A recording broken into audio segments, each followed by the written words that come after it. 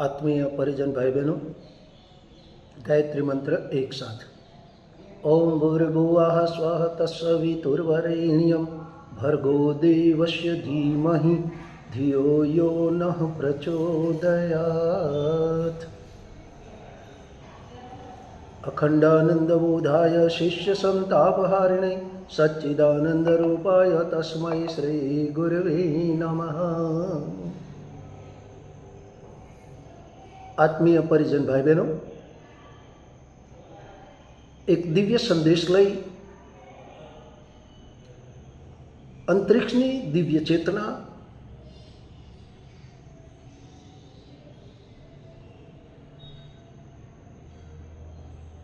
में आद्य शक्ति गायत्रीना रूप में एक मार्गदर्शक सत्ताना रूप में आग्रा जिल्लाना आंबलखेड़ा में 1926 में प्रगटावेल अखंड दीपक में विद्यमान थई अने एक अवतारी चेतना, प्रज्ञा अवतार, महाकाल गायत्री परिवार जेने प्रज्ञा अवतार कहे छे, महाकाल कहे छे, युग ऋषि कहे छे, युग द्रष्टा कहे छे, युग मनीषी कहे छे, युग पुरोधा कहे छे, युग जनक कहे छे, युग साहित्य सर्जक कहे छे। एवी आपणा सौनी आराध्य सत्ता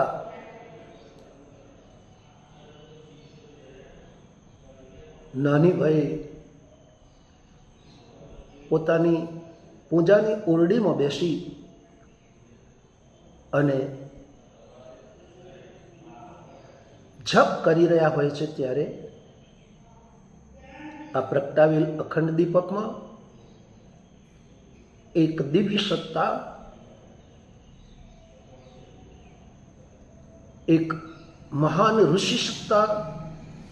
जेनु नाम बधा दादा गुरुदेव कहे छे, सर्वेश्वरानंदजी कहे छे। एमना मार्गदर्शन हेठळ आ ऋषि सत्ताए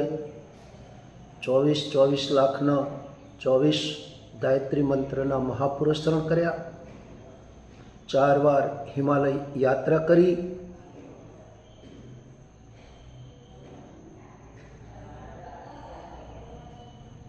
चार तीर्थों की स्थापना करी, युग तीर्थ आंबलखेड़ा, गायत्री तपोभूमि मथुरा, अखंड ज्योति संस्थान गियामंडी, गायत्री तीर्थ शांतिकुंज અને આધ્યાત્મ અને વિજ્ઞાનનો સમન્વય કરી બ્રહ્મવર્ચસ્વ શોધ સંસ્થાનની સ્થાપના કરી આધ્યાત્મ અને વિજ્ઞાનવાદને જીવંત જાગૃત કરી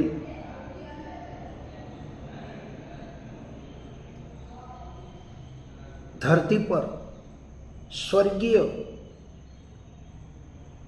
વાતાવરણની ભૂમિકા બનાવી समस्त मानव जातिना विचारों ने साची दिशा धारा आपवा माटे जेमणे भगीरथ तप करी अने युग निर्माण योजना, विचार क्रांति अभियान, प्रज्ञा अभियान, देव संस्कृति दिग्विजय अभियान अने अखिल विश्व गायत्री परिवार ની સ્થાપના કરી। એવી આપણી આરાધ્ય સત્તા પરમ પૂજ્ય ગુરુદેવ પંડિત શ્રી રામ શર્મા આચાર્યજીએ પોતાની સાધનાના 100 વર્ષ પૂર્ણ કર્યા। 1926માં પ્રગટાવેલ અખંડ દીપક જેની દિવ્ય જ્યોતિ વિશ્વ વસુધાને અજ્ઞાન, અભાવ અને અશક્તિમાંથી દૂર કરી જ્ઞાન, ભક્તિ અને ભાવની સ્થાપના કરવા માટે અહર્નિશ प्रज्वलित रही अने मार्गदर्शन, प्रेरणा अने दिव्य प्रकाश प्रदान करी रही है। ए अखंड ज्योति ने पण 100 वर्ष 2026 में पूर्ण थाय छे। સાથે સાથે આ યુગ ઋષિની સાથે ખભે ખભો મિલાવી શિવ શક્તિની ભૂમિકા નિભાવી અને આ મિશનને જન જન સુધી પહોંચાડવામાં જેમણે પોતાની અવિરત તપ સાધનાને પોતાના ઈષ્ટ આરાધ્યના ચરણોમાં સમર્પિત કરી અને પોતે એક કુશળ માર્ગદર્શિકા, માતૃવત્સલ પ્રેમ કરુણાની મૂર્તિ, માનું સ્થાન શોભાવનાર, લાખો કરોડો પોતાના પરિજનોને સ્નેહ પ્રેમ દુલાર આપી અને એમની મુશ્કેલીઓને દૂર કરનાર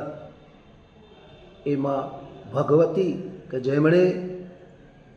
નારી જાગરણનો શંખનાદ કરી નારીને પ્રતિભાવાન અને શ્રેષ્ઠ સન્માન પ્રદાન કરી અશ્વમેધીય પરંપરામાં 108 કુંડી યજ્ઞની પરંપરામાં મહિલા સંમેલનોમાં દરેક જગ્યાએ અગ્રિમ સ્થાન આપી નારીનું ગૌરવ અને ગરિમાને વધારી અને જયઘોષ કર્યો. 21મી સદી નારી સદીની એવી માં કરુણાની મૂર્તિ, વાત્સલ્યની મૂર્તિ, પરમ વંદનીય સ્નેહ સલીલા માં ભગવતી દેવી શર્માજીની પણ 2026માં 100 વર્ષ પૂર્ણ થતાં એમની પણ જન્મ શતાબ્દી ઉજવાઈ રહી છે. એના અનુસંધાને ભારતભરની અંદર, વિશ્વભરની અંદર જ્યોતિ શક્તિ કલશ યાત્રાના માધ્યમ દ્વારા આ યુગ નિર્માણ યોજના શું છે, ગાયત્રી પરિવાર શું છે, પરમ વિશ્વ વંદનીય માતાજી કોણ છે, પરમ પૂજ્ય ગુરુદેવ કોણ છે, ગાયત્રી પરિવાર શું છે અને પોતે નૈતિક, બૌદ્ધિક અને સામાજિક ક્રાંતિ માટે, વ્યક્તિ નિર્માણ માટે, પરિવાર નિર્માણ માટે, સમાજ નિર્માણ માટે અને સંસ્કૃતિના પુનરુત્થાન માટે 3200થી વધારે પુસ્તકો લખી, 4 વેદો, 18 પુરાણ, ઉપનિષદ નું સરળ ભાષામાં ભાષાંતર કરી અને 18 પુરાણો ઉપર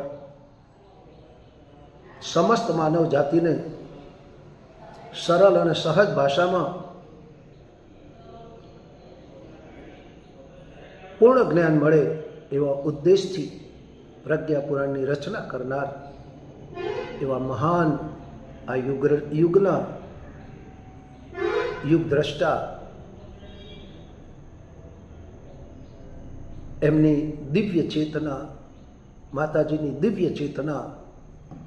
એ અખંડ જ્યોતિની અંદર એકાકાર થઈ અને જ્યારે ધરતીને સુરક્ષા કવચ પૂરું પાડવા માટે, ધરતી પર સ્વર્ગીય વાતાવરણનું નિર્માણ કરવા માટે, મનુષ્યની અંદર સુષુપ્ત દિવ્ય શક્તિઓને જાગૃત કરવા માટે અને શ્રેષ્ઠ ચિંતન, સદભાવ જાગૃત થાય એના માટે ગાયત્રી મંત્ર યજ્ઞની અલખ જગાવતી આ દિવ્ય જ્યોતિ શક્તિ કલશ યાત્રા જ્યારે ખેડા જિલ્લામાં પધારી રહી છે તારીખ 6/9ના રોજ, ત્યારે આવો આપણે સાથે મળી આ દિવ્ય ત્રિવેણી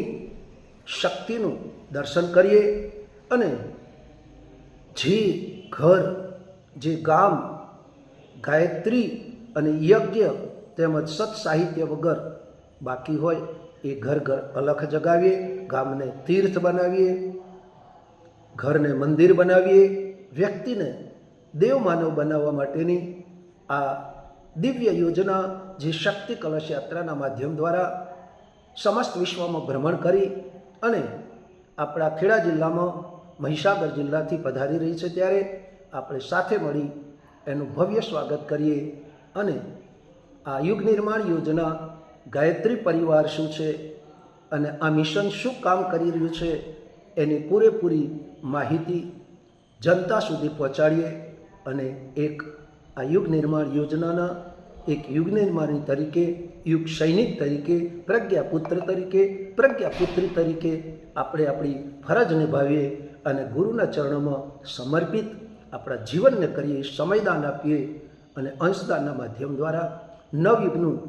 આગમન થઈ રહ્યું છે, ત્યારે નવયુગનો શંખનાદ કરવામાં આપણે આપણી અહમ ભૂમિકા નિભાવીએ એવા ભાવ સાથે આપને ફરીથી આપણા જિલ્લામાં, આણંદ જિલ્લામાં પધારી રહેલ આ દિવ્ય જ્યોતિ શક્તિ કલશ યાત્રાને,